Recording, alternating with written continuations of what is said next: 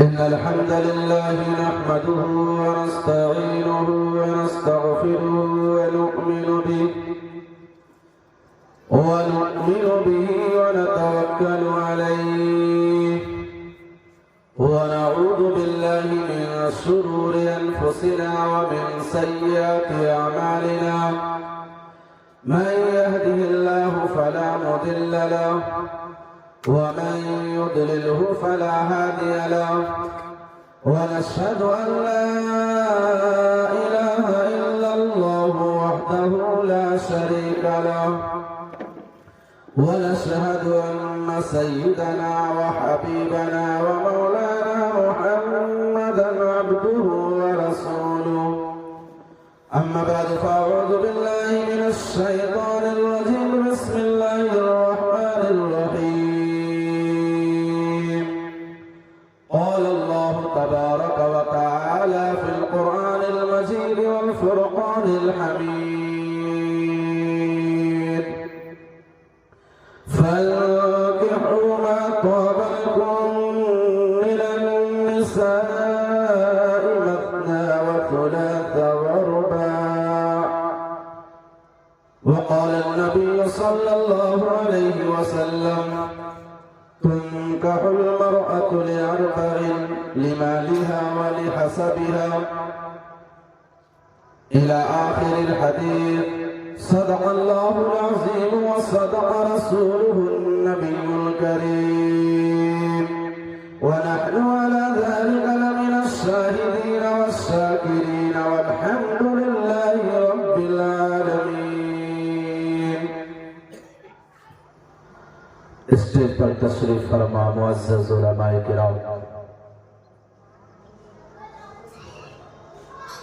حاضرین جلسہ، پردہ نشین خواتین، میری پیاری ماں اور بہنوں، اللہ تبارک و تعالی کا بہت بڑا احسان اور کرم ہوا کہ اللہ تبارک و تعالی نے ہمیں اور آپ کو اس مجلس میں حاضر ہو کر کچھ کہنے کا اور سننے کا موقع عنایت فرمایا. اس پر اللہ تبارک و تعالی کا جتنا شکر ادا کیا جائے کم ہے. محترم حضرات، یہ مجلس اللہ تبارک و تعالی کی نگاہ میں بہت زیادہ اہمیت کی حامل ہے.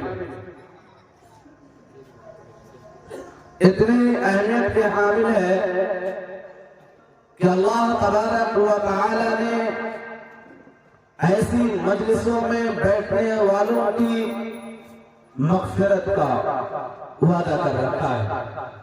اللہ تعالیٰ سے دعا کریں کہ اللہ تبارک و تعالی ہم سب کو جو باتیں کہی جائے اس پر عمل کرنے کی توفیق عطا فرمائے. محترم حضرات، میں نے آپ حضرات کے سامنے قرآن مقدس کی ایک آیت کریمہ کا ٹکڑا تلاوت کیا اور ایک حدیث پاک کا ٹکڑا تلاوت کیا. اللہ تعالیٰ سے دعا کریں کہ اللہ تبارک و تعالی قرآن و حدیث کی روشنی میں صحیح اور سچی بات کہنے اور ہم سب کو اس پر عمل پیرا ہونے کی توفیق عطا فرمائے. قرآن کریم کی جو آیت کریمہ تلاوت کی گئی اور آپ صلی اللہ علیہ وسلم کی جو مبارک حدیث پڑھی گئی، ان دونوں کا تعلق نکاح سے ہے. اللہ تبارک و تعالی نے اپنے بندوں کو نکاح کرنے کا طریقہ سکھایا اور ارشاد فرمایا کہ او مسلمانوں، جب تم نکاح کرنے لگو تو اس وقت تم یہ خیال رکھو فَانْكِحُوا مَا طَابَ لَكُمْ مِنَ النِّسَاءِ. جب تمہاری عمر نکاح کی ہو جائے اور نکاح کرنے لگو تو اس وقت تم اس بات کا خیال رکھو کہ تم ان عورتوں سے شادی کرو، تم ان عورتوں سے شادی کرو جو تمہیں پسند ہو۔ کتنی عورتوں سے شادی کرنی ہے؟ اللہ تعالیٰ نے فرمایا من النساء مثنى وثلاث ورباع، کہ اگر تمہارے اندر استطاعت ہو تو تم ایک عورت سے شادی کرو۔ یہاں عورت سے مراد لڑکی، اور اگر اس آیت کے ذمے میں کہ اگر لڑکی نہ ہو اور کوئی بیوہ ہو، شادی شدہ ہو اور اس کی طلاق ہو گئی ہو اور پھر وہ شادی کی عمر کو ہو، اگر ان سے بھی شادی کر رہے ہو تو فَانكِحُوا مَا طَابَ لَكُم مِّنَ النِّسَاءِ، کہ تم ایک عورت سے شادی کرو۔ لیکن اگر تمہارے اندر اتنی استطاعت ہے کہ تم اور شادی کر سکتے ہو اور ان کے درمیان جو حقوق ہیں ان حقوق میں تم ان کے درمیان انصاف کر سکتے ہو، ایک دوسرے کی حق تلفی نہیں کرو گے، تمہیں اتنا کانفیڈنس ہے کہ تم انصاف کرو گے اور تمہیں ضرورت ہو تو دوسری شادی کر سکتے ہو، دو بھی عورتوں سے شادی کر سکتے ہو تو دو عورتوں سے شادی کرو۔ لیکن اگر تمہیں اور ضرورت ہو اور تمہیں اس بات پر یقین ہے کہ تم ان کے درمیان انصاف کر سکتے ہو تو تین عورتوں سے شادی کرو۔ اور اگر تم چاہتے ہو شادی کرنا اور تم ان کے درمیان ان کے حقوق ادا کرنے میں ان کے درمیان تم انصاف سے کام لے سکتے ہو، تم چار شادی کر سکتے ہو، بس اس سے زیادہ بیک وقت کوئی شادی نہیں کر سکتا۔ اگر کوئی کرنا چاہے تو چار شادیاں کر سکتا ہے بیک وقت، یعنی چار بیوی ایک ساتھ رکھ سکتا ہے۔ شرط یہ ہے کہ جب کہ ان کے درمیان وہ انصاف کا معاملہ کر سکے تب، اور اگر انصاف نہ کریں تو اللہ تبارک و تعالیٰ نے آگے فرمایا فَإِنْ خِفْتُمْ اللہ تَعْقِلُوا، کہ اگر تمہیں اندیشہ ہو، ڈر اور خوف ہو کہ میں دو شادی کر لوں گا، تیسری کر لوں گا، چوتھی کر لوں گا اور ان کے درمیان انصاف نہیں کر پاؤں گا، اللہ فرماتا ہے فَوَاحِدَةً، ایک شادی کرو، پھر تمہیں دو تین چار کی اجازت نہیں ہے۔ اَوْ مَا مَلَكَتْ أَيْمَانُكُمْ، یا پھر اگر باندیا ہو تو تم باندی کے ساتھ زندگی بسر کرو، یعنی اگر تم ایک بھی استطاعت نہیں رکھتے، آپ صلی اللہ علیہ وسلم کی حدیث ہے، مشکات شریف کی سب سے پہلے حدیث ہے، یا معشر الشباب من استطاع منکم الباء فلیتزوج، اے نوجوانوں کی جماعت، اے نوجوانوں کا گروہ، اگر تم اتنی استطاعت رکھتے ہو کہ تم شادی کر سکتے ہو، تم بیوی کے خرچ اٹھا سکتے ہو، بیوی کے حقوق ادا کر سکتے ہو، تو پھر تم شادی کرو، تم شادی کر لو۔ آگے فرمایا، پہلے تو آپ نے یہ فرمایا کہ اگر تم استطاعت رکھتے ہو تب تم شادی کرو، آگے اللہ کے نبی نے اس کی بھی وضاحت کر دی اور شادی کے فائدے آپ نے بیان فرمائے کہ شادی کیوں کرو تم، فَإِنَّهُ أَغَضُّ لِلْبَصَرِ، تم شادی اس لیے کرو کیونکہ یہ نگاہ کو جھکا دینے والی چیز ہے، نگاہوں کو جھکا دیتی ہے، وَأَحْسَنُ لِلْفَرْجِ، اور شرمگاہوں کی حفاظت کرنے والی ہے، یعنی نکاح ایک کوئی معمولی چیز نہیں ہے، اس لیے آپ صلی اللہ علیہ وسلم نے ارشاد یہاں تک فرمایا کہ جو شادی کرنے کی استطاعت رکھتا ہو اور وہ نکاح نہ کرے تو وہ ہم میں سے نہیں، وہ ہم میں سے نہیں۔ میرے بھائیوں اور بزرگوں، تو نکاح انسان کی نگاہوں کو جھکا دیتا ہے اور شرمگاہوں کی حفاظت کرتا ہے، آپ اندازہ کریں جو جن نوجوانوں کے نکاح نہیں ہوئے وہ دیکھیے آوارہ کتوں کی طرح ادھر ادھر مارے کرتے ہیں، اور جن کی شادی ہو گئی وہ اپنے گھروں میں پڑے رہتے ہیں۔ اللہ تبارک و تعالی نکاح کی برکت سے ان کی عصمت کی حفاظت فرما دیتا ہے، ان کے نگاہوں کی حفاظت فرما دیتا ہے، سرنگاہوں کی حفاظت ہو جاتی ہے۔ آگے اللہ کے نبی نے فرمایا، یہاں آپ نے فرمایا کہ استطاعت ہو تو شادی کرے، آگے فرمایا کہ اگر تمہارے اندر استطاعت نہیں ہے، اور نوجوانوں کی جماعت سنو، اگر تمہارے اندر استطاعت نہیں ہے شادی کرنے کی، یعنی بیوی کے خرچ اٹھانے کی، ان کے ضروریات پوری کرنے کی، ان کے حقوق ادا کرنے کی، تو پھر تم شادی نہ کرو بلکہ تم روزہ رکھو۔ وَمَن لَّمْ يَسْتَطِعْ فَعَلَيْهِ بِالصَّوْمِ، اے نوجوانوں تم میں سے جو استطاعت نہیں رکھتا، جس کو یہ ڈر ہے کہ بیوی کے حقوق کو ادا نہیں کر پائے گا، تو پھر اس کے لیے نکاح نہیں ہے، وہ نکاح نہ کرے، کیونکہ وہ نکاح کر کے پھر بیوی کے حقوق کو پامال کرے گا، ان کی ضرورتوں کو پوری نہیں کرے گا، ان کے حقوق کی ادائیگی اس سے نہیں ہو پائے گی۔ تو آپ نے صاف طور پر ارشاد فرمایا کہ وہ شادی کرے ہی نہیں، بلکہ وہ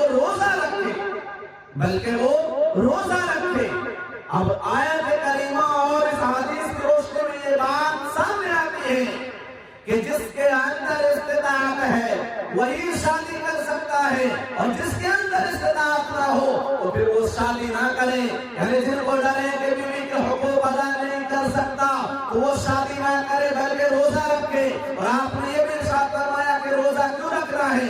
اس لیے روزہ رکھنا ہے کیونکہ روزہ خواہشات نفسانی کو توڑ دیتا ہے، خواہشات نفسانی کو مٹا دیتا ہے۔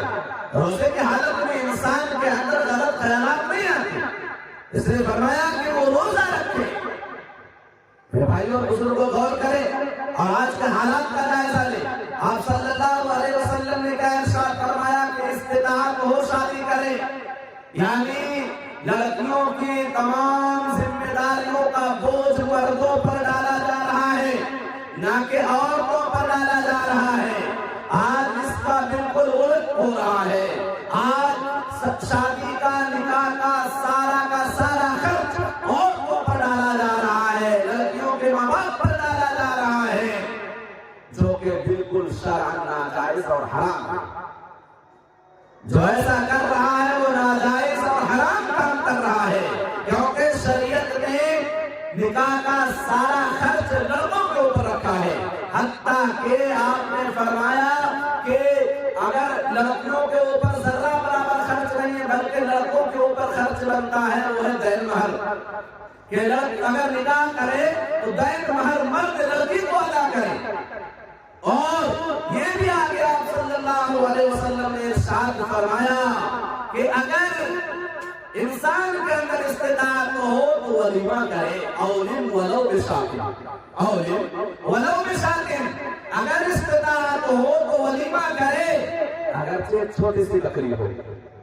میرے بھائیوں اور بزرگوں، تو ان تمام احادیث کی روشنی میں ہمیں غور کرنا چاہیے جو باتیں آ رہی ہیں کہ ماں باپ کو چاہیے، لڑکے کے ماں باپ کو کہ لڑکی کے ماں باپ پر ذرہ برابر بوجھ نہ ڈالے، جیسا کہ آج معاشرے میں ہو رہا ہے، میں آگے اس کی تفسیر اور تصویر کروں گا۔ میں نے قرآن کریم کی جو ہے اس آیت کریمہ کا سہارا لیا، اس میں اللہ تعالیٰ نے ارشاد فرمایا فَانكِحُوا مَا طَابَ لَكُم مِّنَ النِّسَاءِ، کہ جو تمہیں پسند ہو۔ اب پسند کا مطلب یہاں کیا ہے؟ اب پسند کا مطلب آدمی اگر اپنے اعتبار سے سوچ لے تو اس کے ذہن کی خلاصت کا میل بھی ہے۔ اللہ تعالیٰ نے یہ فرمایا کہ اگر کسی انسان کو کسی مرد کو کوئی لڑکی پسند آ جائے تو ماں باپ کے سامنے آئے اور اظہار کرے کہ وہ لڑکی مجھے پسند ہے، ان سے میری شادی کر دی جائے، ان سے نکاح کر دیا جائے۔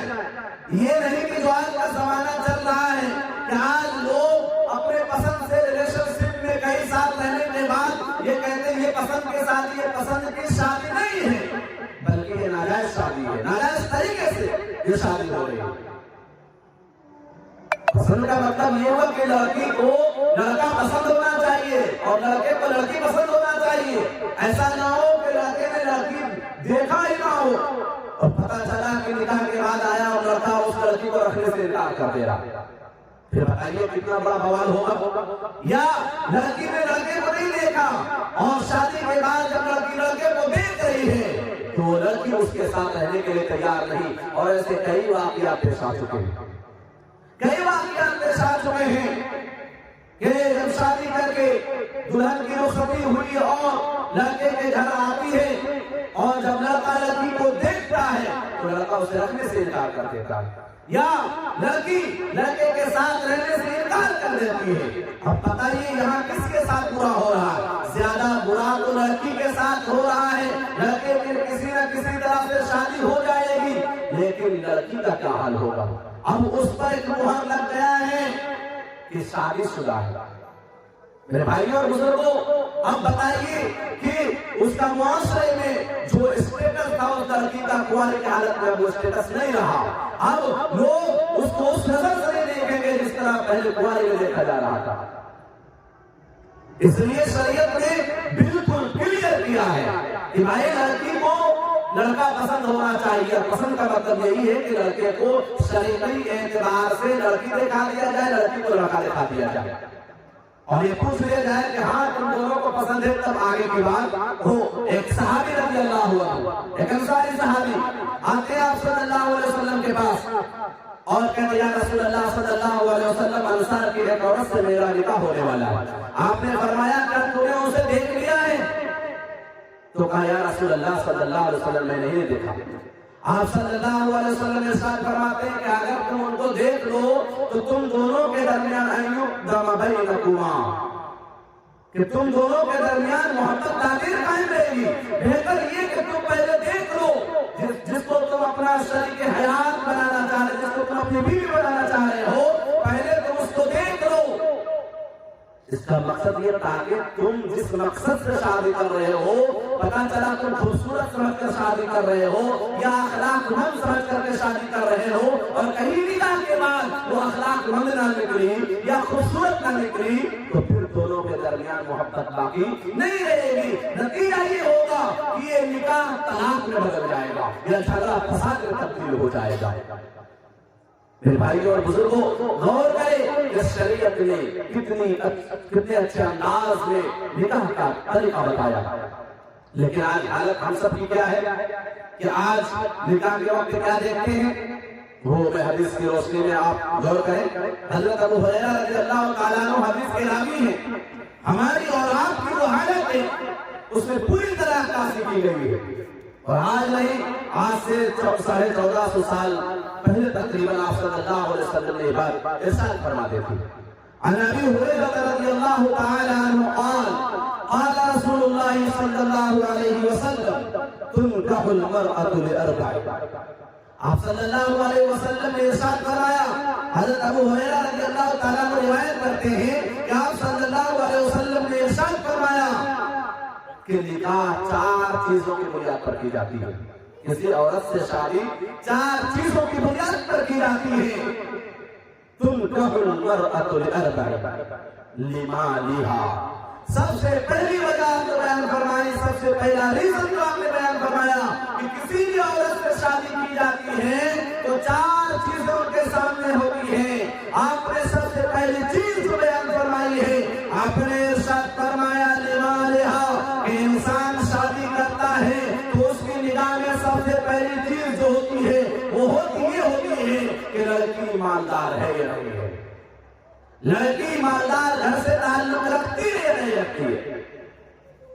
کیا آج یہ صورتحال ہمارے اور آپ کے نہیں ہے؟ کیا آج معاشرے میں یہ سب نہیں ہو رہا ہے؟ نہیں ہو رہا ہے کہ آج سب سے پہلے یہ دیکھا جاتا ہے کہ لڑکی مالدار گھر سے ہے یا نہیں ہے.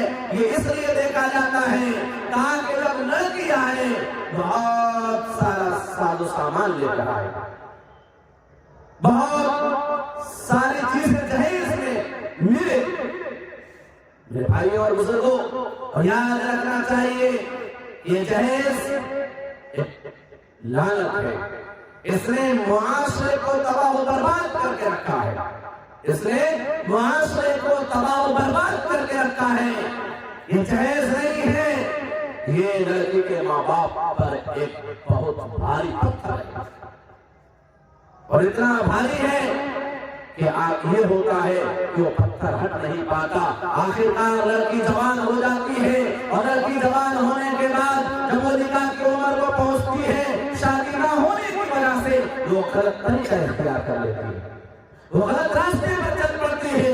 آج آپ ہم دیکھ رہے ہیں کہ لڑکیاں مرتد ہو رہی ہیں، مذہب اسلام کو چھوڑ کر وہ غیروں سے شادی کر رہی ہے، مسلمانوں کو چھوڑ کر وہ غیر مسلموں سے شادی کرنا پسند کر رہی ہے. وجہ یہ ہے کہ اگر مسلمان کے گھر رشتہ جاتا ہے تو پہلے پوچھا جاتا ہے مالدار گھر ہے یا نہیں ہے، مالدار گھر سے اس کا تعلق ہے یا نہیں ہے. اور جب پتہ چل جاتا ہے کہ نہیں، لڑکی مالدار گھرانے سے تعلق نہیں رکھتی ہے تو اس سے کوئی شادی کرنے والا نہیں. نتیجہ یہ ہوتا ہے کہ لڑکی کی عمر بڑھتی جاتی ہے اور لڑکی مجبور ہو کر غیر اپنے مذہب اسلام کو چھوڑ کر غیروں کے طریقے کو اپنا لیتی ہے اور وہاں بغیر کسی لین دین کے آرام سے شادی ہو جاتی ہے. وہاں بغیر کسی لین دین کے آرام سے شادی ہو جاتی ہے. اب آپ بتائیں کہ وہ غیروں کے طریقے کو اپنائے گی یا نہیں اپنائے گی؟ تو اس میں کس کا ہاتھ ہے؟ ہم اور آپ ہیں. یاد رکھیں کل قیامت کے دن پورے معاشرے سے، پورے سماج سے پوچھا جائے گا کہ یہ فلاں آدمی جہیز لے رہا تھا، تم لوگوں نے اس کا بائیکاٹ کیوں نہیں کیا، تم لوگوں نے اس کو منع کیوں نہیں کیا؟ یہ نہیں ہوگا کہ جس نے لیا کل قیامت کے دن وہی پکڑا جائے گا، کیونکہ یہ انفرادی گناہ نہیں ہے بلکہ یہ ایک سماجی گناہ ہے. اور جب سماجی گناہ ہے تو سماج سے پوچھا جائے گا، ایک آدمی سے نہیں پوچھا جائے گا. آج وہ جہیز لیتا ہے اور جہیز لے کر پورے سماج کو کھلاتا ہے اور پورا سماج مل کر کھاتا ہے، تو سبھی پکڑے جائیں گے نا. اگر لینے والا لے اور پورا سماج مل کر اس کا بائیکاٹ کر دے، اس گھر میں جانا ہی نہیں ہے، اس کے گھر میں شادی میں شرکت نہیں کرنا ہے، تو بتائیے کہ وہ جہیز کس کے لیے لے گا؟ وہ اپنے لیے لے رہا ہے، شان و شوکت ظاہر کرنا ہے. اپنے پیسے پر ظاہر کرو تو پھر پتا چلے نا. آپ لڑکیوں سے لے کر لڑکی کے ماں باپ پر بوجھ ڈال کر اپنی شان دکھانا چاہتے ہو، اپنی شوکت دکھانا چاہتے ہو، یہ مردوں کی نہیں نامردوں کی علامت ہے. کوئی نامرد بھی ایسا کر سکتا ہے، کیونکہ اللہ کے نبی نے فرمایا کہ اگر تم اپنے آپ کو یہ کہتے ہو مرد ہو، استطاعت رکھتے ہو، تب تم شادی کرو. اگر استطاعت نہیں ہے، تمہارے اندر اتنی حیثیت نہیں ہے کہ تم 10 آدمی کو، 20 آدمی کو، 100 آدمی کو کھانا کھلا سکتے ہو، پھر شریعت میں زبردستی تھوڑی ہے کہ آپ کو کھلانا ہی ہے. آپ جائیں چند لوگ مل کر نکاح پڑھانے اور لڑکی کو رخصت کر کے لے آئے. لیکن یہ بھی تو ہے کہ ہم اور آپ نے ایک رواج بنا رکھا ہے کہ اگر انسان غریب ہو اور وہ چند آدمی مل کر شادی کر لے، نکاح کر لے اور وہ دعوت نہ دے تو پورا محلہ ناراض ہو جاتا ہے کہ اس نے شادی کی اور ہم کو دعوت نہیں دی، لہذا ہم لوگ بھی نہیں دیں گے. اس کا بائیکاٹ کر دیا جاتا ہے. کہیں کہیں تو جس کو کہتے ہیں چٹائی چلتی ہے کہ اگر بلانا ہے تو سبھی کو بلائے، ذرہ برابر کمی نہیں ہونی چاہیے. یاد رکھے یہ غلط طریقہ آپ نے اختیار کر رکھا ہے. تو سب سے پہلی چیز انسان جو دیکھتا ہے شادی کے موقع پر وہ یہ دیکھتا ہے کہ لڑکی مالدار گھرانے سے تعلق رکھتی ہے یا نہیں. لمالہا، مال کو دیکھا جاتا ہے.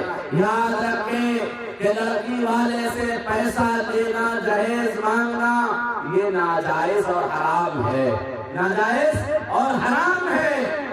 اور جس گھر والے نے لیا ہے اور پورے محلے والے کو کھلائے تو یاد رکھے پورا محلہ والا کھا کر گنہگار ہے. کیوں گنہگار ہے؟ اس لیے کہ وہ ایک حرام پیسہ ہے. اور کتنا حرام ہے آپ جانتے ہیں؟ اس حرمت کی قباحت جانتے ہیں کہ اگر کوئی انسان، اور کیجیے گا، اگر کوئی انسان سوگر کھا لے تو وہ ایک گناہ کا مرتکب، وہ ایک حرام کا مرتکب ہو رہا ہے. لیکن یہ حرام اس جہیز کے پیسے کو سود کہا گیا، رشوت کہا گیا ہے، حرام کہا گیا ہے. اگر اس کے 100 ٹکڑے کیے جائیں، یاد رکھیں کہ اگر اس کے 100 ٹکڑے کیے جائیں اس کے گناہ کے، रिश्वत के गुनाह के 100 टुकड़े किए जाए और 100 टुकड़े में से एक टुकड़े का गुनाह एक तरफ, और कोई सुअर हराम काम कर ले, चोरी और दूसरे काम कर ले हराम का काम, तो उसका गुनाह और इसके 100 टुकड़े का एक टुकड़े का गुनाह, इस मुकम्मल गुनाह का जो मुकम्मल गुनाह है इसके एक टुकड़े का मुकाबला नहीं हो सकता। सोच सकते कि एक टुकड़े का दर्जा कितना बड़ा हुआ। मेरे भाइयों और बुजुर्गों, ये होगा और हमारा मजे से खाते हैं उस पैसे का खाना बज़ाहिर आप बिरयानी खा रहे होते हैं, पुलाव खा रहे होते हैं, गोश्त खा रहे होते हैं, हकीकत ज़ाहिरन वो दिख रहा है कि आप ये खा रहे हैं, लेकिन बातिनन आप सुअर से बदतरीन चीज खा रहे हैं। आप बताएं कि नजर के सामने वो देख रहा है कि ये सुअर ज़बह किया है और पूरे मोहल्ले की दावत कर रहा है, पूरे मोहल्ले वाले उसका बैकाट कर उसकी जान ले लेगा। लेकिन हमारा जहेज लेता है कोई तो उस वक्त उसका बायकाट नहीं करते, बल्कि मजे से जाकर खाते हैं, नमाज भी पढ़ रहे हैं, खा मेरे हराम का, और एक तरफ कहते हैं कि आज हमारे दुआएं कबूल नहीं हो रही। हराम हमारे पेट में, हमारे जिस्म में हराम के लुकमे का खून दौड़ रहा है और हमारी दुआएं कबूल हो रही। हदीस पाक में आता है जब तक इंसान के जिस्म में हराम का एक कतरा भी खून होगा तब तक उसकी दुआएं कबूल नहीं होगी। खुद भी खाते हैं, इमाम साहब को भी खिलाते हैं, मौज़िन साहब को भी खिलाते हैं, इमाम साहब की दुआ करते हैं अल्लाह मुसलमानों की मदद फरमा। इमाम साहब के पेट में तो वो हराम का लुकमा है, तो कहां से दुआएं कबूल होंगी? उस इमाम साहब के पीछे नमाज पढ़ लो, उस नमाज का क्या आलम होगा आप बताएं ना। पहले तो ऐसा था कि एक हुक्म हो और दुआएं होती थी, फौरन दुआओं के आसार नजर आते थे, और आज हाल ये है कि मुसलमान चीख कर काबतुल्लाह में दुआएं कर रहा है, हरम में जाकर दुआएं कर रहा है। देखिए इमाम हरम की दुआएं रो रो कर दुआएं करते हैं, लेकिन दुआएं कबूल नहीं हो रही है मुसलमानों के हक में। क्यों? इसलिए कि मुसलमानों के हक में दुआएं जो की जा रही है ना, जिसके खिलाफ की जा रही है, जिस जालिम के खिलाफ की जा रही है, उससे बड़ा जालिम आज मुसलमान खुद बना बैठा है। उससे बड़ा जालिम मुसलमान खुद बना बैठा है, तो कैसे दुआएं कबूल होगी? मेरे भाइयों और बुजुर्गों, अपने अमाल का जायजा ले, बायकाट करे से घरों का, हरगिज़ शादी में शिरकत ना करे, खाने में शिरकत ना करे, वरना कयामत के दिन जवाब देना होगा, क्योंकि अल्लाह तबारक व तआला कल कयामत के दिन 5 सवालात करेंगे। कितने सवालात? 5 सवालात। उनमें से एक सवाल ये होगा कि तुमने कहां से कमाया और कहां खर्च किया।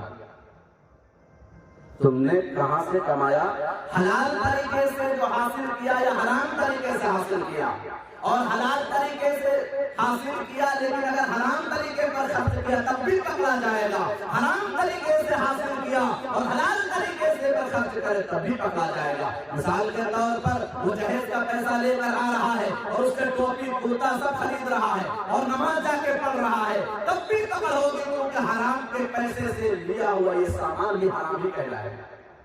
उससे नमाज नहीं होगी, उसको फेर कर अगर कोई पढ़े। अब अंदाजा करे, पूछा जाएगा कि हलाल तरीके से कमाया था या हराम तरीके से, हलाल तरीके से, क्या जवाब होगा आपके पास? मिन ऐन कसबहु व फीमा अनफक़हु, कि तूने ये माल दौलत कहां से हासिल किया और कहां खर्च किया। आज होता ये है कि चाहे आदमी जहेज के तौर पर जितनी दौलत ले ले, मांग ले, लेकिन वो शादी के दिन खर्च हो ही जाता है और आखिरकार लड़के वाला क्या होता है, कर्जदार हो ही जाता है, क्योंकि ऐसे पैसे में बरकत नहीं हो सकती।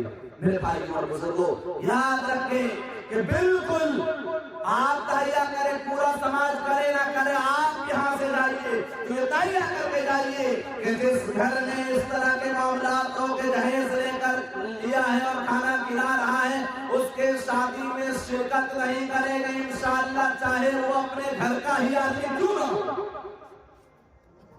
फिर देखिए कैसे मुआशरे में, समाज में कैसी तब्दीली आती है, कैसे मुआशरा खुशगवार होता है, कैसे शादियां जल्दी होती है। आज हमारी बहनों की उम्र बढ़ती जा रही है और उनसे शादी करने वाला कोई नहीं। क्यों? लड़के नहीं है, लड़के हैं, लेकिन हर आदमी مالدار لڑکی تلاش کر رہا ہے. بہت سے لوگ طریقہ بدل دیا ہے, حرام لینے کا طریقہ بدل دیا ہے. بہت سے لوگ تو کھلے عام مانگ لیتے ہیں, بہت سے لوگ مانگتے نہیں بلکہ طریقہ بدلا.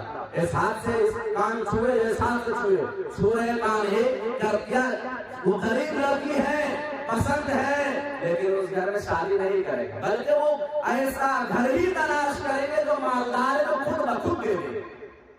بولنے کی ضرورت نہ پڑے. نیت, انما الاعمال بالنیات. کل قیامت کے دن جو فیصلہ ہوگا آپ کے اعمال کا, وہ نیتوں کی بنیاد پر ہوگا.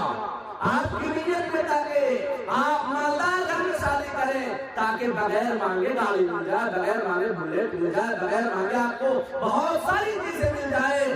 آپ نے اس نیت سے شادی کی ہے تو خدا کی قسم یہ بھی اللہ کے یہاں جہیز ہی لکھا جائے گا اور مانگ ہی لکھا جائے گا. یہ جو فرشتے لکھ رہے ہیں نا, یہ فرشتے تو تحریر کر رہے ہیں, لیکن اللہ تعالی ہمارے دل کو دیکھ رہے ہیں. آپ صلی اللہ علیہ وسلم نے ارشاد فرمایا, ان اللہ لا ينظر الى اجسامکم ولا الى صورکم ولكن ينظر الى قلوبکم واعمالکم. کہ اللہ تعالیٰ تمہارے شکلوں کو نہیں دیکھتا, تمہارے جسموں کو نہیں دیکھتا, بلکہ تمہارے قلوب کو دیکھ رہا ہے, تمہارے عمل کو دیکھ رہا ہے. دو باتیں فرمائی کہ تمہارے قلوب کو دیکھ رہا ہے, کہ تمہارے دل میں کیا ہے, تمہارے عمل کو دیکھ رہا ہے. کہ عمل تم اچھے کر رہے ہو, لیکن اگر نیت میں گڑبڑ ہے تو وہ عمل بھی گڑبڑ مانا جائے گا, وہ عمل بھی گڑبڑ مانا جائے گا. اس لیے بہت سارے لوگوں نے طریقہ اپنایا ہے. غریب گھر کی لڑکی پسند ہے لیکن جہیز نہیں ملنے والا ہے, تو اس وقت یہ کہتے ہیں لڑکی پسند نہیں, فلاں چیز وہ یہ, مطلب کوئی نہ کوئی بہانہ تلاش کر کے وہ رشتہ کاٹ دیتے. بڑے گھر سے آ جائے, پھر دیکھیے فوراً سب کچھ پکا ہو جاتا ہے. میرے بھائی اور بزرگوں, اس لیے ایسا شخص بھی کل قیامت کے دن پکڑا جائے گا. ایسا شخص بھی کل قیامت کے دن اللہ کی پکڑ سے نہیں بچ پائے گا, اور وہ بھی حرام کھانے والوں میں سے ہوگا. شریعت نے سارا خرچ رکھا تھا مردوں پر, لیکن آج الٹ ہو رہا ہے کہ آج شریعت نے یہ کہا ہے کہ لڑکی کا سارا خرچ, حتیٰ کہ گھر, گاڑی, بنگلہ, تمام ضرورتیں جو لڑکی کے لیے ہے وہ مرد تیار کر کے دے گا. اور آج بھی عرب میں یہ ہو رہا ہے کہ لڑکی کی شادی ہو تو لڑکے والے ساری چیزیں تیاری کر کے پہلے لڑکی کے حوالے کرتے ہیں, اور اس کے بعد نکاح ہوتا ہے, لڑکی اس گھر میں جاتی ہے جو لڑکا تیار کر کے رکھا ہے. اور آج الٹا کرتے ہیں کہ آج ہمارا سارا گھر, پورا گھر سجتا ہے لڑکی کے خرچ سے, لڑکی والوں کی دولت سے. لڑکی بھی آتی ہے اور لڑکی اپنے ساتھ گھر کی سجاوٹ کا سارا سامان لیتا ہے. یہ کس نے بنایا یہ سماج؟ ہم اور آپ نے بنایا ہے ایسا گھناؤنا معاشرہ, اور ہم نے ہی ایجاد کی ایسی گھناؤنی حرکت. میرے بھائیوں اور بزرگوں, تفصیل میں زیادہ جانا مناسب نہیں, کیونکہ وقت جس وقت میں آپ بیٹھے ہیں, جس سمے بیٹھے ہیں, وہ عشاء بعد کا سمے اور کافی دیر سے یہ پروگرام شروع ہوا. لیکن خلاصہ کلام اس ایک لفظ کا کہ لمالہا, کہ انسان شادی کرے گا سب سے پہلی جس چیز پر نظر ہوگی وہ یہ ہوگی کہ دولت دیکھے گا. اور آج ہم یہ چیز دیکھ رہے ہیں. اللہ تعالیٰ ہم سب کو اس سے حفاظت فرمائے. کیا دیکھ رہے ہیں وہ آنے اللہ فرمائیں گے. دوسری چیز جو آپ نے فرمایا لمالہا ولحسبہا, اور یہ دیکھتا ہے کہ کس طرح حسب و نسب کو دیکھتا ہے انسان. کیا دیکھتا ہے؟ حسب و نسب کو دیکھتا ہے. اور آگے وَلِجَمَالِهَا, کیا دیکھتا ہے؟ خوبصورتی کو دیکھتا ہے. لڑکی چاہے جتنی دیندار ہو, اگر تھوڑی بہت خوبصورتی میں کمی ہے تو لڑکی کو پسند نہیں ہے. اس لڑکے سے نکاح نہیں کرنے والے تیار نہیں ہوں گے. لڑکی پسند نہیں, چاہے جتنی اچھی ہو, خوبصورت لڑکی چاہیے. خوبصورتی نہیں چاہیے, دینداری نہیں چاہیے, کوئی چیز نہیں چاہیے, بس لڑکی خوبصورت ہو. یہ دیکھا جا رہا ہے کل. اللہ کے نبی صلی اللہ علیہ وسلم نے بتایا 1450 سال پہلے بیان فرمایا, اور آج اس کا نظارہ ہم اور آپ روزانہ کر رہے ہیں. کیا دیکھا جائے گا؟ لڑکی دیکھی جائے گی, اور اس میں یہ چیز دیکھی جائے گی کہ لڑکی خوبصورت ہے یا نہیں. 3 چیزیں ہوئی. میرے بھائیوں اور بزرگوں, چاہے لڑکی بددین کیوں نہ ہو, خوبصورت ہے تو چلے گی. نتیجہ یہ ہوتا ہے کہ شادی کے بعد جب لڑکی آتی ہے خوبصورت ہے لیکن اس کے چال چلن اچھے نہیں, اس کے اخلاق اچھے نہیں، کردار اچھے نہیں، گفتار اچھے نہیں، نتیجہ یہ ہوتا ہے کہ پھر میاں بیوی میں تناؤ پیدا ہونا شروع ہو جاتا ہے، دو خاندانوں کے درمیان پھر تناؤ کا معاملہ شروع ہوتا ہے، چھوٹی چھوٹی بات پر لڑائی اور جھگڑا ہونا شروع ہوتا ہے، اور پھر لڑکا کہتا ہے کہ اچھا ہوتا تم سے شادی نہ کرتا میں،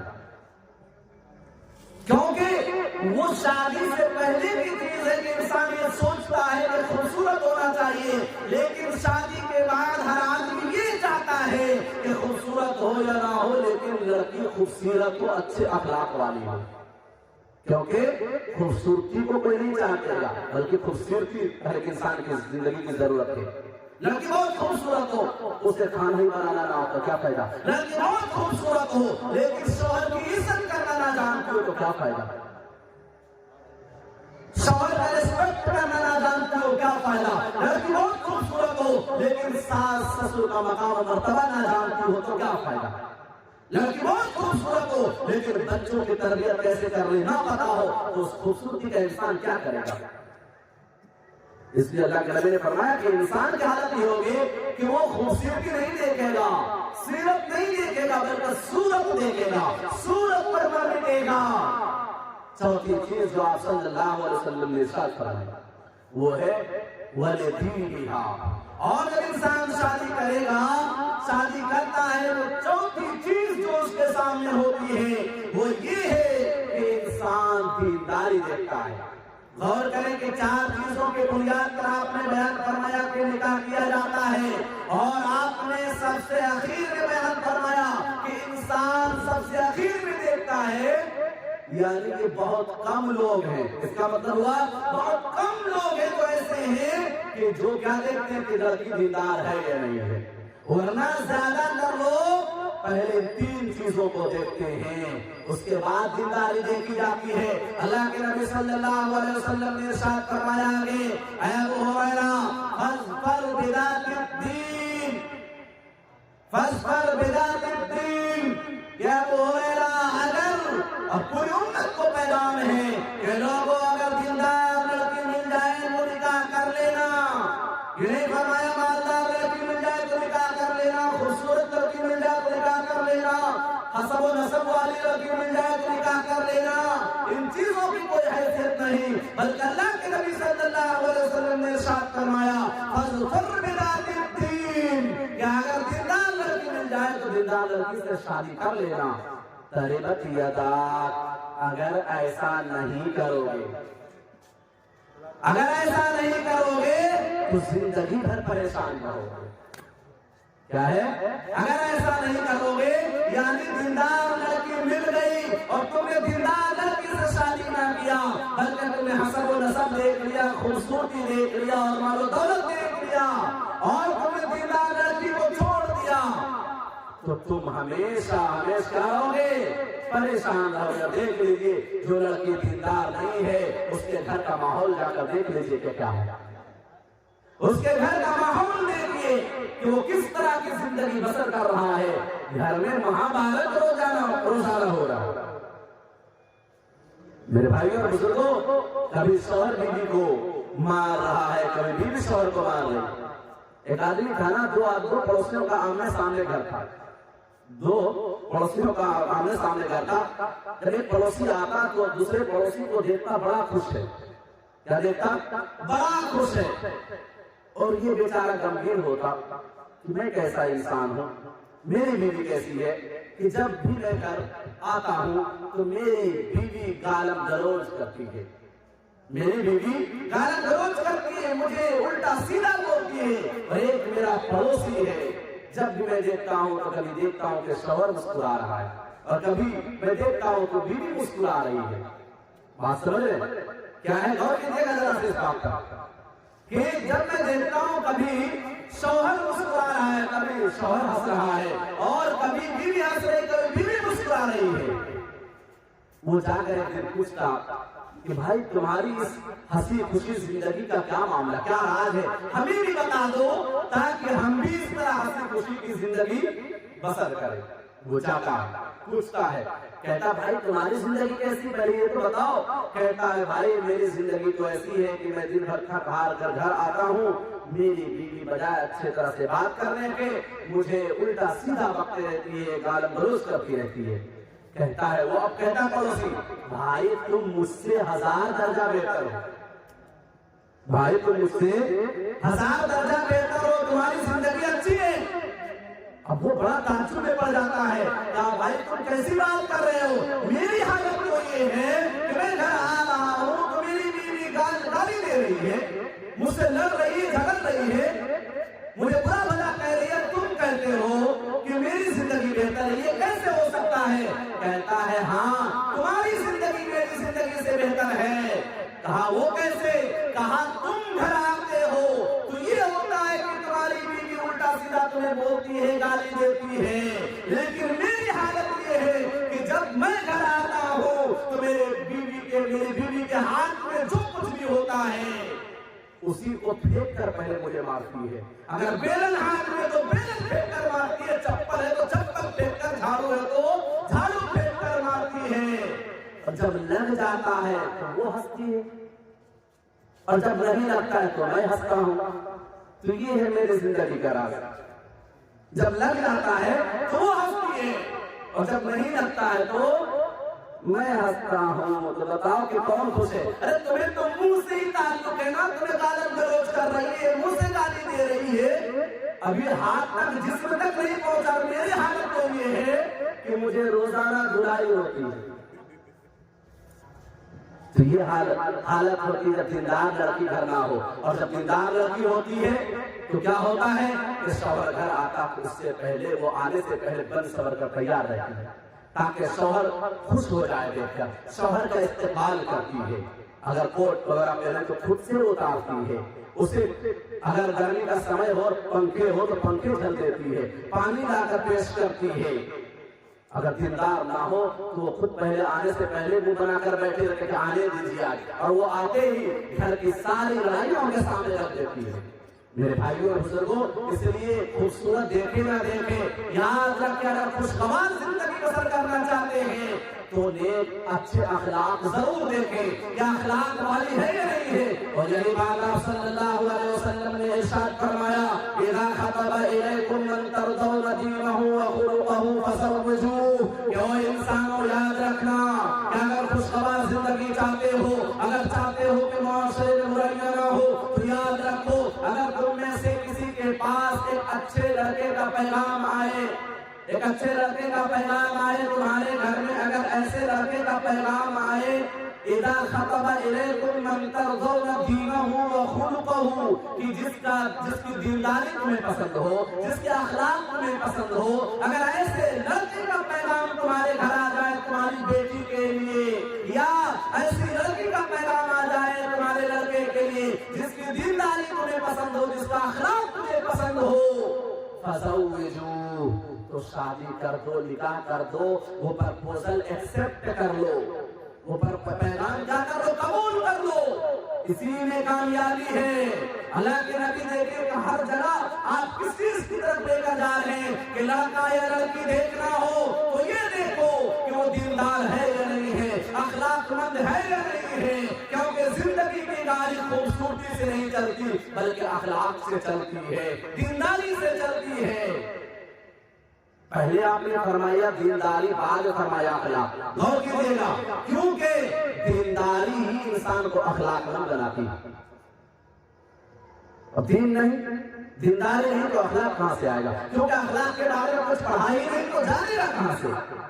میرے بھائیوں اور بزرگوں، اس لیے اللہ کے نبی نے فرمایا کہ جب دیندار لڑکے یا دیندار لڑکی کا پیغام آ جائے اور اخلاق مند بھی ہو تو یاد رکھ کے پھر نکاح کا پیغام قبول کر لو، فزوجوہ، شادی کر دو، تاخیر نہ کرو، دیر نہ کرو۔ اور آگے فرمایا تو مسلمانوں لوگوں، اگر تم نے ایسا نہیں کیا کہ تمہارے پاس دیندار لڑکی کا پیغام آیا، دیندار لڑکے کا پیغام آیا اور تم نے نکاح نہیں کیا، شادی نہیں کیا، یعنی تم نے ان کے پرپوزل کو قبول نہیں کیا، تو یاد رکھو وَإِلَّا تَفْعَلُوا تَكُنْ فِتْنَةٌ فِي الْأَرْضِ وَفَسَادٌ عَرِيضٌ، کہ پھر پوری دنیا میں زمین پر روئے زمین پر فتنہ و فساد برپا ہوگا.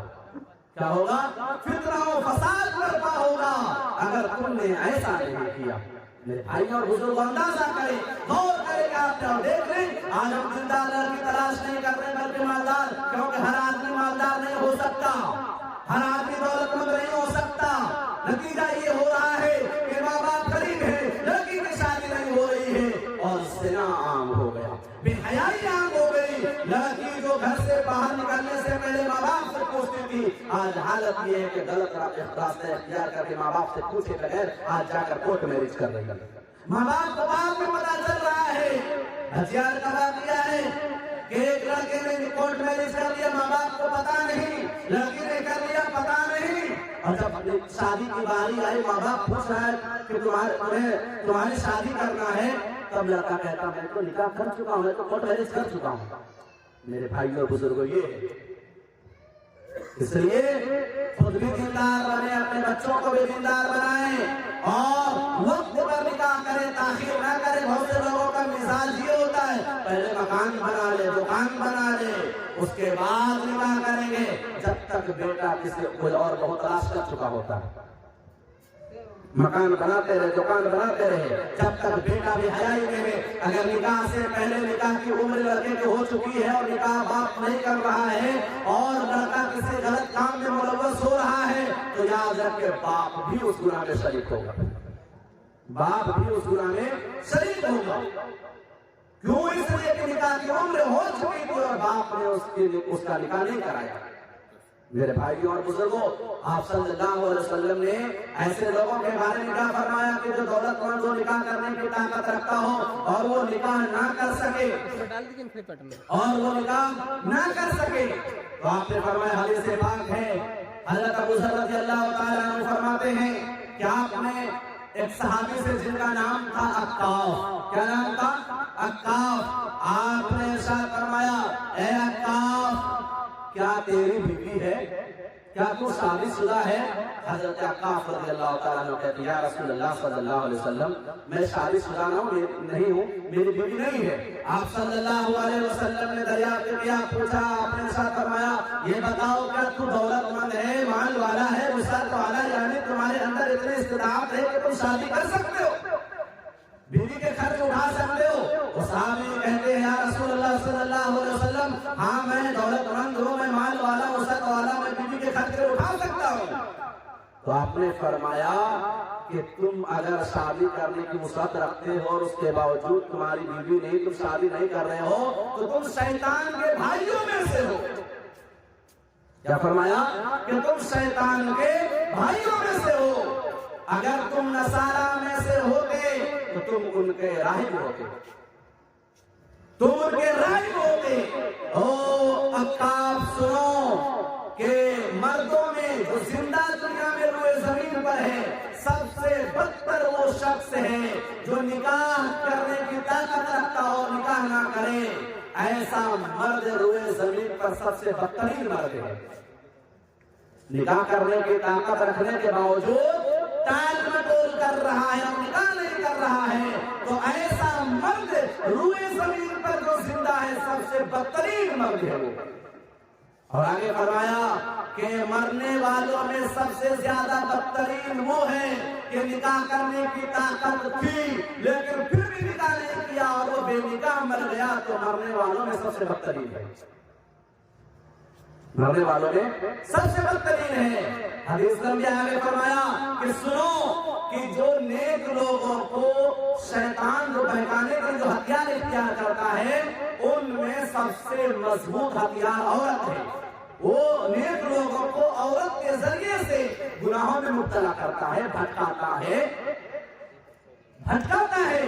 لیکن جو نکاح والے مرد ہوتے ہیں، جو نکاح کر لیتے ہیں نیک لوگ، پھر شیطان کا اس پر قبضہ نہیں ہوتا، شیطان اس کو قابو نہیں کر پاتا. او عکاف، سنو، تیرا برا ہو کہ اگر تم شادی کرنے کی وسعت رکھتے ہو اور نہیں کرتے ہو تو سنو کہ تو پیچھے رہنے والوں میں سے ہو جائے گا.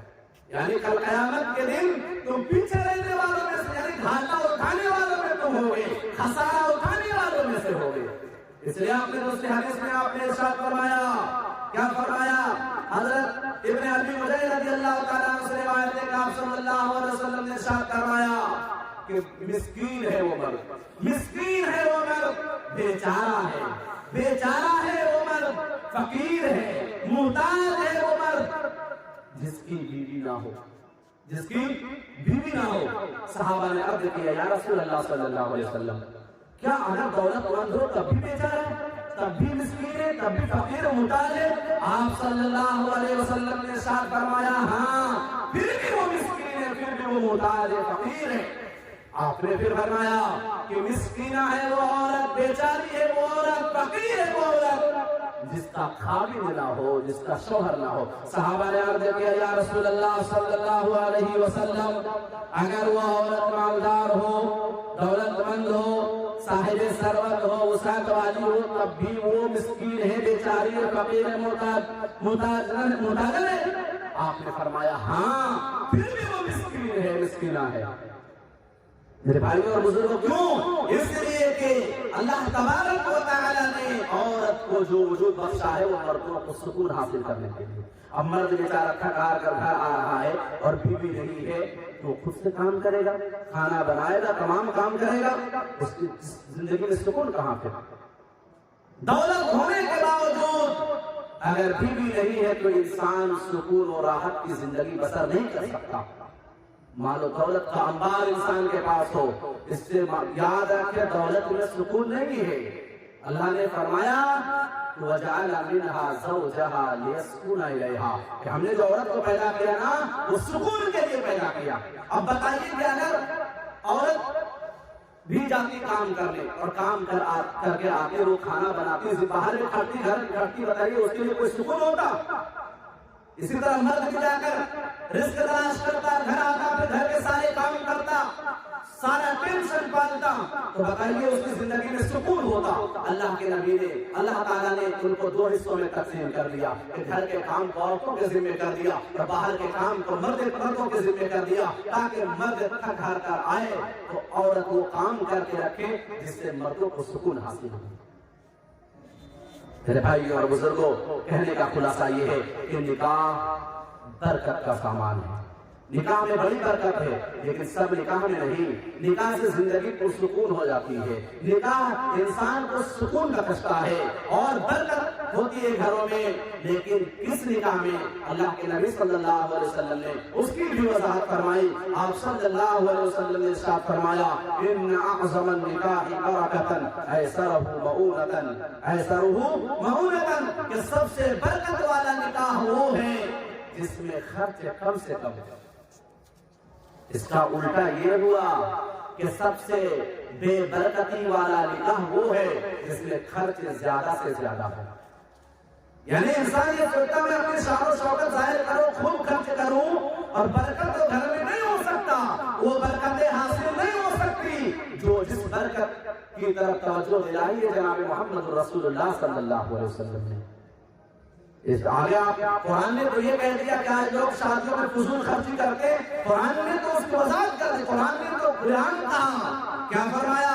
ایسا آدمی جو کسی بھی جگہ پر فضول خرچی کرتا ہے اس کو یہ نہیں کہا وہ انسانوں کا بھائی ہے، وہ آدم کی اولاد ہے، بلکہ قرآن کہتا ہے ان المبذرین کانوا اخوان الشیاطین کہ فضول خرچے کرنے والے شیطان کے بھائی ہیں۔ میرے بھائیوں اور بزرگوں، اس لیے ان تمام باتوں کا خلاصہ یہ ہے کہ نکاح کے موقع پر دیندار لڑکی تلاش کرے، دیندار لڑکا تلاش کرے، اخلاق مند لڑکا تلاش کرے، اخلاق مند لڑکی تلاش کرے، انشاءاللہ گھر دنیا ہی میں گھر جنت بن جائے، ورنہ اگر ایسا نہیں کیا تو دنیا ہی میں گھر جہنم جیسا بن جائے گا۔ سکون نہیں ملے گا، لوگ سوسائڈ کر لیتے ہیں، دیکھیں کیوں کر لیتے ہیں؟ کیونکہ باہر بھی سکون نہیں، گھر میں بھی سکون نہیں، وہی حال کبھی وہ مار رہا ہے تو لگ رہا ہے، کبھی مار نہیں لگ رہا ہے، اس طرح خود ہنسی خوشی سے زندگی گزارنا ہے تو گزارے۔ میرے بھائیوں اور بزرگوں، اس لیے اور آخر میں پھر اسی بات کی طرف توجہ دلانا چاہتا ہوں کہ جو لوگ جہیز لیتے ہیں ان کا بائیکاٹ کریں، ان کے گھروں میں ہرگز دعوت میں شرکت نہ کریں، کیونکہ ہم اور آپ شرکت کر کے اس کو حوصلہ دیتے ہیں۔ اگر ہم نہیں شریک ہو گے نا تو انشاءاللہ جہیز لینے سے پہلے سوچے گا۔ بہت سے لوگ تو ایسے لیتے ہیں سامنے سے دکھاتے نہیں، اگوا سے بلاتے ہیں، اور یہ کہتے ہیں کبھی کبھی کہتے باپ کی طرف سے کوئی فرمائش نہیں، یہ تو لڑکے کی فرمائش ہے کہ گاڑی چاہیے۔ ارے لڑکا فرمائش کرے یا لڑکے کا باپ فرمائش کرے، قیامت کے دن دونوں پکڑا جائے گا، کیونکہ جو مہرا ہے وہ لڑکا ہے، جس کی بنیاد پر میرا لڑکا ہے۔ اگر باپ مجبور کرے لینے کے لیے تو لڑکا اگر لے کر کوئی انکار کر دے کہ بھائی مجھے نہیں لینا ہے، اگر آپ لے لیں تو آپ کی شادی کریں، مجھے ضرورت نہیں، کیونکہ کل قیامت کے دن مجھے حساب دینا ہے، اور جو لیا ہے یاد رکھے کل قیامت کے دن اس کو دینا ہوگا، ہر حال میں دینا ہوگا۔ لیکن وہاں دولت نہیں چلے گی، وہاں تو نیکیوں کا معاملہ ہوگا، وہاں آپ کے نامہ اعمال میں جو نیکیاں ہوں گے وہ آپ کے نامہ اعمال سے نکال کر ان لوگوں کو دے دیا جائے گا جن سے آپ نے جہیز لیا۔ اگر چاہتے ہیں عافیت پانا قیامت کے دن تو جن لوگوں نے لیا ہے وہ ابھی بھی لڑکی والے کو لوٹا دے، چاہے وہ جس شکل میں لیا ہوگا اگر وہ لوٹا دے تبھی عافیت ہے، ورنہ عافیت نہیں ہے۔ بیٹا لے رہا ہے اور باپ کے مجھے پتا نہیں تو کل قیامت میں باپ بھی پکڑا جائے گا، اور وہ تمام لوگ پکڑے جائیں گے۔ یاد رکھیں صرف باپ بیٹا ہی نہیں پکڑے جائیں گے بلکہ وہ تمام لوگ پکڑے جائیں گے۔ جب بات ہو رہی تھی لین دین کے جتنے لوگ شریک ہیں نا اس محفل میں، وہ تمام لوگ پکڑے جائیں گے، کیونکہ گناہ کرنے والا اور گناہ کرنے والوں کا سپورٹ کرنے والا دونوں گناہ کرنے والے، سب گناہ کرنے والے کی طرح ہی ہے۔ جیسے کوئی آدمی نماز پڑھنے جا رہا ہے اور وہ مسجد کا راستہ دکھا دینا کہ بھائی ہاں ادھر مسجد کا راستہ ہے، تو نماز پڑھنے پر جو اس کو ثواب ملے گا اتنا ثواب اس کو بھی ملے گا جس نے اس کو راستہ دکھایا۔ اسی طرح جس نے گناہ میں سپورٹ کیا ہے تو جو گناہ جو کر رہا ہے اس کو تو گناہ مل ہی رہا ہے، اور جو اس کا سپورٹ کر رہا ہے ان تمام لوگ گناہ میں برابر ہوں گے۔ میرے بھائیوں اور بزرگوں، آخر میں یہی عرض کروں گا سنت کے مطابق نکاح کرے۔ سنت کے مطابق نکاح یہ ہے کہ چند آدمی مل کر جائیں اور نکاح پڑھا لیں، اور لڑکی والے کے یہاں کھانے کی فرمائش نہ کرے بلکہ لڑکی والے جتنا کہے کہ بھائی آپ لوگ 1 لوگ آئے 2 لوگ آئے جتنے لوگ آئے آپ آ کے نکاح پڑھا کر لے جائیں۔ اگر وہ دعوت کے لیے تیار ہو جائے تب بھی ٹھیک، نہ ہو آپ تیار نہ کرے، وہ خود کو کہے کہ میں اتنے لوگوں کو بلا رہا ہوں، آپ لوگ آئے، میں آپ لوگ کے اتنے لوگوں کی مہمان نوازی کروں گا، آپ اتنے لوگ جائے، اس سے زیادہ نہ جائے، کیونکہ زیادہ نہ جا رہے ہیں۔ حدیث میں آتا ہے کہ ایسا آدمی چور بن کر جاتا اور ڈاکو بن کر لوٹتا ہے۔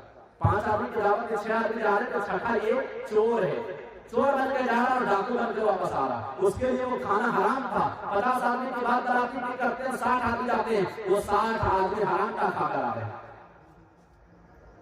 حرام کا کھا کر آ رہے ہیں۔ اس لیے جتنی اجازت ہو ان کی طرف سے اتنے ہی لے کر جائے۔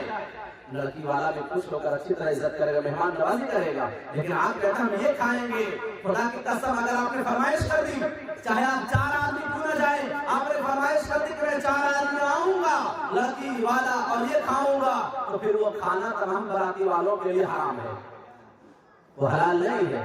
اس لیے تمام چیزوں کا خیال رکھیں، لڑکی والے پر بوجھ نہ بنے، زحمت نہ بنے، رحمت بنے، رحمت بنے۔